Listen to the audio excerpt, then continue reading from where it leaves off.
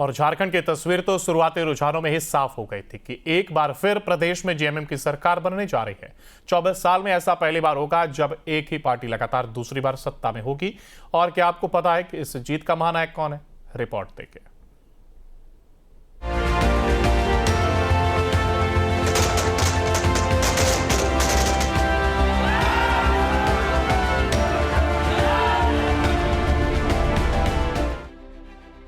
झारखंड में फिर चला हेमंत सोरेन का जादू। जेल से खुला जीत का द्वार। एक मंत्र से पहुंचे बहुमत पार। माई और माटी का मिला साथ। हेमंत के सर झारखंड का ताज। ये बहुत होशियार है, सिर्फ जात धर्म के नाम पर। उन्हीं का बड़ा बड़ा नेता कहता है जाति पर नहीं, विकास पर वोट होना चाहिए। और ये लोग, उनमें ऐसे लोग हैं जो सिर्फ जात धर्म पर वोट। झारखंड विधानसभा चुनावों में जीत के हीरो हैं हेमंत सोरेन। पिछले 24 सालों से चली आ रही झारखंड की उस परंपरा को तोड़ दिया जिसमें कोई भी सरकार लगातार 2 बार सत्ता नहीं बना पाई थी। लेकिन अब हेमंत सोरेन लगातार दूसरी बार प्रदेश की कमान संभालने को तैयार हैं, लिहाजा जश्न तो बनता है।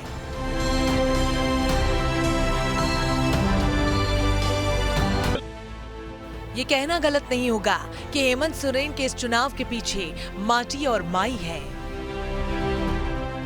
माटी मतलब आदिवासी अस्मिता, माई यानी मैया सम्मान योजना।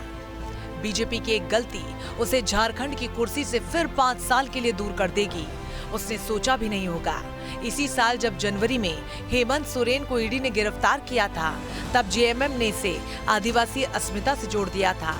जब हेमंत सोरेन जेल से बाहर आए तो उन्होंने आदिवासी अस्मिता को प्रमुखता दी। अपनी गिरफ्तारी को उन्होंने आदिवासी समाज में अस्मिता से जोड़ दिया। लिहाजा जनता की सहानुभूति पूरी तरह उनके साथ आ गई।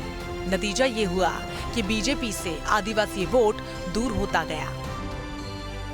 और इतना ही नहीं, हेमंत सोरेन ने अकेले ही झारखंड में ताबड़तोड़ रैलियां की, फिर एक ऐसी योजना को एक्टिवेट किया जो उन्हें दोबारा सत्ता तक पहुंचा सकती है। हेमंत सोरेन ने 200 से भी ज्यादा चुनावी रैलियां की। हेमंत सरकार की मैया सम्मान योजना कामयाब हुई। नतीजा ये हुआ कि 81 में से 68 सीटों पर महिलाओं के ज्यादा वोट पड़े। हेमंत सोरेन की चुनावी सभाओं में कल्पना सोरेन मैया सम्मान योजना की अघोषित चेहरा बनकर उभरी। उन्होंने महिला मतदाताओं को जोड़ने का काम किया, क्योंकि वे लगातार महिलाओं का मुद्दा उठाती रही हैं। कल्पना सोरेन ने उसी वक्त से झारखंड की सियासत में पैर जमाने की शुरुआत कर दी थी, जब हेमंत सोरेन जेल गए थे और इस चुनाव में उन्हें स्टार प्रचारक बनने का मौका दिया।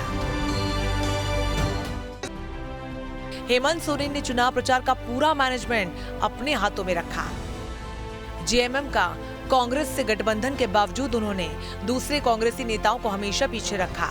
अगर राहुल गांधी और मल्लिकार्जुन खड़गे को छोड़ दिया जाए तो झारखंड के चुनाव प्रचार में कोई दूसरा कांग्रेसी नेता नजर नहीं आया। उन्होंने पूरा मोर्चा अकेले खुद संभाल रखा। यहाँ तक कि प्रियंका गांधी ने भी झारखंड में एक भी चुनावी रैली नहीं की।